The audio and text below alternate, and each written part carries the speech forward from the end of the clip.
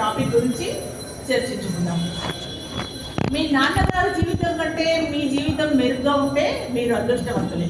అంటే మీ నాన్నగారు ఎంతో కష్టపడి కూడబెట్టి పిల్లల కోసం ఎంతో శ్రమపడి తాను కష్టాలు పడుకుంటా పిల్లలకు సుఖంగా ఉండాలని ఎంతో సౌకర్యాలు సమకూరుస్తారు కదా. అందుకని మీ నాన్నగారి జీవితం కంటే మీ జీవితం ఇంకా బాగుంటే మీరు అదృష్టవంతులే. కొంతమంది ఏం చేస్తారంటే కోట్లు సంపాదిస్తారు. వాళ్ళు కొందరు కోట్లు సంపాదించి మరి మొత్తం అంతా దివాలా తీస్తారు. మరి అలా దివాలా తీసిన వారు మీకు కనిపించరా? ఉదాహరణకి మైక్రోసాఫ్ట్ అధినేత సత్య నాదెళ్ల గారు 1000 కోట్లు సంపాదించారు. కానీ వారికి పూర్తి అంగవైకల్యం ఉన్న కుమారుడు ఉండేవాడు. అంటే కొంచెం కొంచెం అంగవైకల్యం కాదు, మొత్తం 2 కాళ్ళు లేవు, పూర్తి అంగవైకల్యం ఉండి వీల్ చైర్ మాత్రమే పరిమితమై ఉన్నాడు. మరి ఇతని కోట్ల సంపాదన అతని కొడుకు కాళ్ళు తెచ్చిపెట్టలేవు కదా. ఆర్టిఫిషియల్ కాళ్ళు తెచ్చిపెట్టొచ్చు కానీ నిజమైన కాళ్ళు రాలేవు కదా ఎన్ని కోట్లున్నా. ఆ బాబు అలాగే బ్రతికి 25 సంవత్సరాలు ఎంతో కష్టంగా బ్రతికి 20 సంవత్సరాలకు మరణించాడు. మరి వారి కష్టం గురించి ఎవరు చెప్పుకుంటారు? ఆ సత్యనారాయణ గారు కోట్లు సంపాదించారు కదా, మరి వారి దురదృష్టం గురించి ఎందరికి తెలుసు? అలాగే మాగుంటి సుబ్బారామిరెడ్డి గారు 1000 కోట్లు సంపాదించారు. ఆయన కూడా వారికి మానసిక వికలాంగుడైన కొడుకు ఉండేవాడు. అంటే మనకి 60 ఏళ్ళున్నా 5 సంవత్సరాల మెదడు ఉంటుంది కాబట్టి అవయవాలన్నీ ఉన్నా కానీ మెదడు లేకపోతే వ్యర్థం. అలా మెదడు లేదనమాట, మానసిక వికలాంగుడైనది. అతనికి పెళ్లి చేయాలనుకుంటాడు, వయసుకు వచ్చాడు, ఎవరో ఒకరు తోడు ఉంటారు కదా అని డబ్బులు ఆశ చూపించి ఒక అమ్మాయి నుంచి పెళ్లి చేశాడు. కానీ ఆ పెళ్లి కూడా ఫలించలేదు, ఆ అమ్మాయిని వదిలిపెట్టి వెళ్ళిపోయింది. అలాగే రేమండ్స్ అధినేత విశ్వపతి సింఘానియా తన స్వశక్తితో రేమండ్స్ కంపెనీని ఎంతో అభివృద్ధి చేశాడు. 1000 కోట్ల ఆస్తులను సంపాదించాడు. అతడి కుమారుడు బాగానే ఉన్నాడు, ఆ అంగవైకల్యము లేదు, మానసిక వికలాంగుడు కాదు, చాలా బాగున్నాడు కొడుకు. అతడికి 1000 కోట్ల ఆస్తులను తన పుత్ర రత్నానికి ఈ రేమండ్స్ అధినేత బహుమతిగా 1000 కోట్ల ఆస్తిని ఇచ్చాడు. ఏమైంది? ఇంత చేస్తే ఆ పుత్రుడు ఏం చేశాడు? వారిని ఇంటి నుండి బయటకు గెంటేశాడు. మరి ఇది ఎంత హృదయ విదారకంగా ఉంటుంది ఈ సంఘటన. ఈ మధ్య మనకు ముఖేష్ అంబానీ తెలుసు కదా. ముఖేష్ అంబానీ కోటీశ్వరుడు, రిలయన్స్ అధినేత. అతడు 1,00,000 కోట్లు సంపాదించాడు. కానీ అతని కుమారుడైన అనంత్కి తీవ్రమైన ఆస్తమా అనే అనారోగ్య సమస్య ఉంది. మరి ఆ 1,00,000 కోట్లు అతని కుమారుడికి స్వస్థత కలిగిస్తున్నాయా? మరి వారికి వచ్చిన ఈ కష్టం ఎందరికి తెలుసు? ఇవన్నీ ఎందుకు చెప్తున్నాను అంటే మనం ఎంత సంపాదించాము అనేది ముఖ్యం కానే కాదు, మనం ధర్మబద్ధంగా జీవిస్తున్నామా లేదా అనేది ముఖ్యం. మన పిల్లలకు మరియు ఇతర కుటుంబ సభ్యులకు మంచి సంస్కారాన్ని అందించాలి. ఇలా ఉంటూ మనం సంపాదించిన ఆస్తిని డబ్బులను ఒక ధర్మకర్త వలె ఖర్చు పెట్టాలి. ఎలా ఖర్చు పెట్టాలంటే ధర్మకర్త వలె ఖర్చు పెట్టాలి మన ఆస్తిని. అలా చేస్తే మనకు సంతోషం, తృప్తి అన్నీ ఉంటాయి. ఆ డబ్బు సుఖమును తృప్తిని ఇస్తుంది.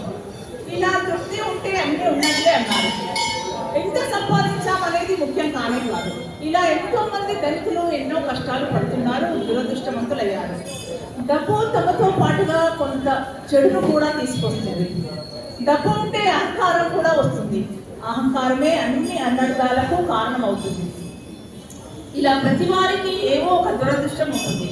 కావున ఇతరుల ఆస్తులను గురించి ఎప్పుడూ అసూయ చెందకూడదు. పెద్ద చెట్టుకు అంత గాలి ఉంటుంది అంటారు కదా. ఇంటింటికి మట్టిపోయే ఉంది, బంగారు పొయ్యి లేదు అనే సామెతలు కూడా ఉన్నాయి. అవన్నీ మర్చిపోకూడదు. మనకు ఉన్న దానితో సంతోషిస్తూ మన తెలివితేటలతో ధర్మబద్ధంగా ఎక్కువ సంపాదించడానికి కృషి చేసి సత్కార్యాలు చేస్తూ ఉండాలి.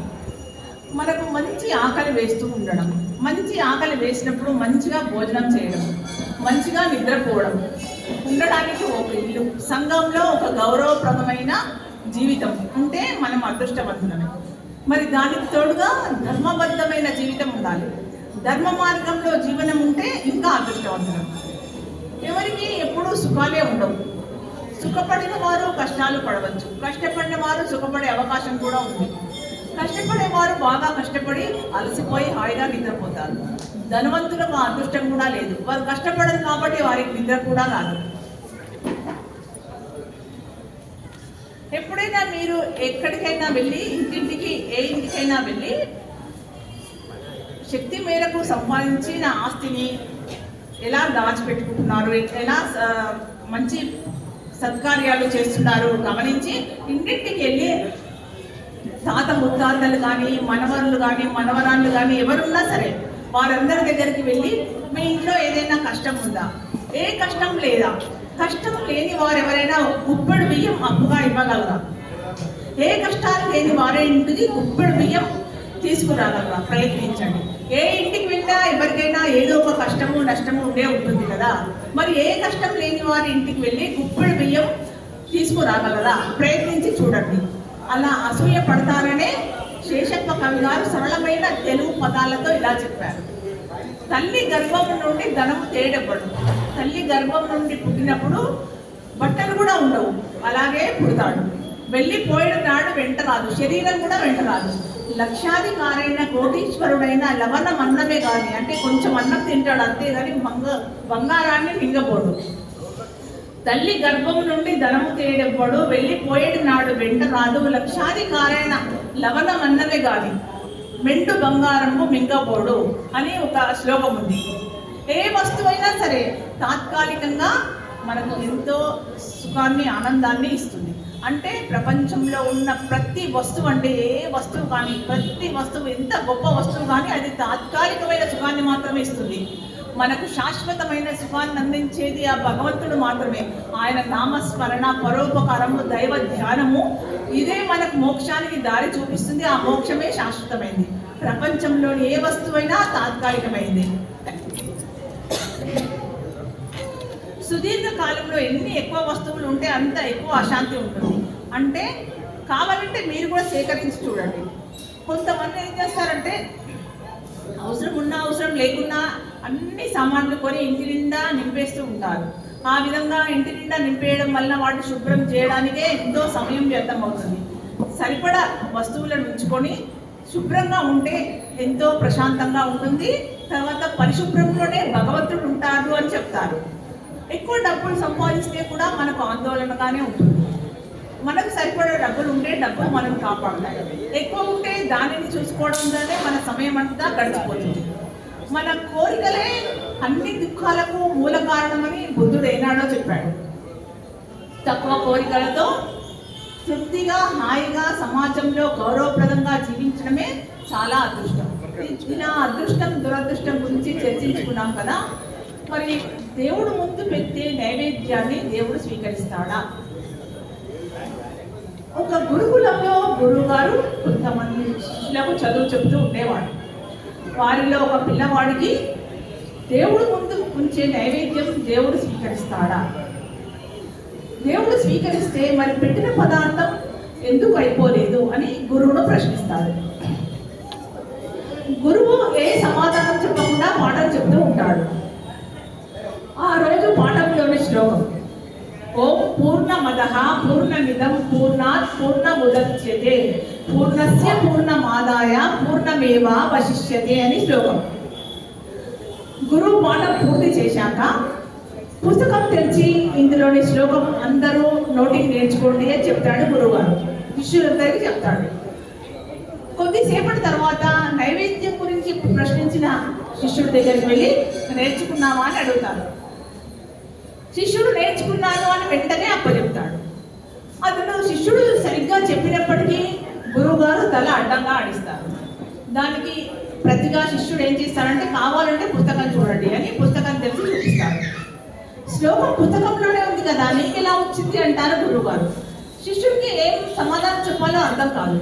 అప్పుడు గురువుగారే అంటారనమాట, పుస్తకంలో ఉండే శ్లోకం స్థూల స్థితిలో ఉంది. నువ్వు నేర్చుకున్నప్పుడు అది నీ బుర్రలోకి సూక్ష్మ స్థితిలో ప్రవేశించింది. ఆ సూక్ష్మ స్థితిలోనే నీ మనసులో ఉంది. అంతేకాదు నువ్వు చదివి నేర్చుకున్నప్పటికీ పుస్తకంలో స్థూల స్థితిలో ఉన్న ఆ శ్లోకానికి ఎటువంటి తెరవు జరగలేదు. అలాగే విశ్వమంతా వ్యాపించి పూర్ణంగా ఉన్న పరమాత్ముడు నైవేద్యాన్ని సూక్ష్మ స్థితిలో గ్రహించి స్థూల స్థితిలో దానికి ఎటువంటి నష్టం జరగకుండా చేస్తాడు. దాన్ని మనం ప్రసాదంగా స్వీకరిస్తున్నాము అని చెప్తాడు గురువుగారు, వివరణ ఇస్తారు. మరి ఇందులోని అంతరార్థం మీకు అర్థమైందా? ఒక పుస్తకంలో ఉన్న శ్లోకం కానీ, ఒక లెసన్ కానీ, ఒక పాఠం కానీ ఏదైనా మనం నేర్చుకుంటాం కదా.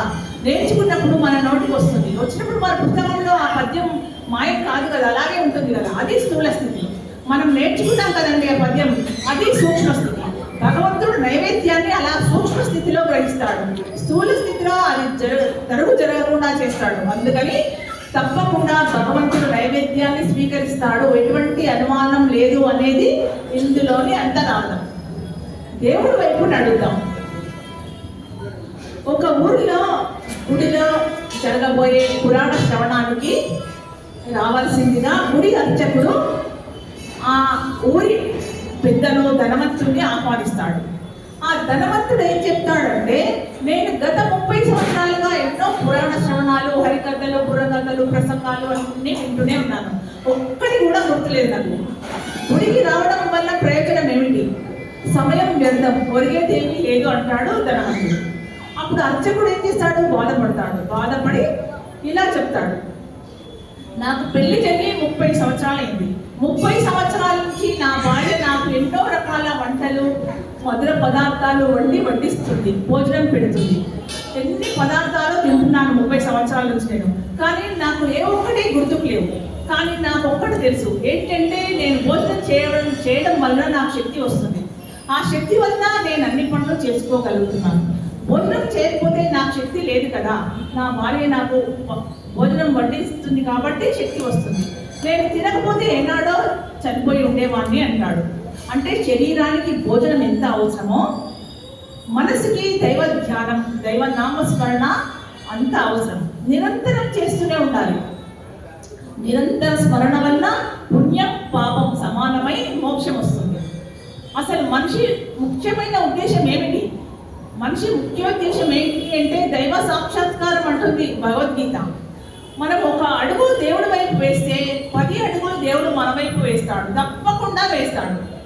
భక్తుడు వెంటే భగవంతుడు ఉంటాడు అని ఎన్నో పురాణాల ద్వారా మనకు తెలుస్తుంది కదా. ఎంతో మంది భక్తుల చరిత్రల ద్వారా కూడా మనకు తెలుస్తుంది.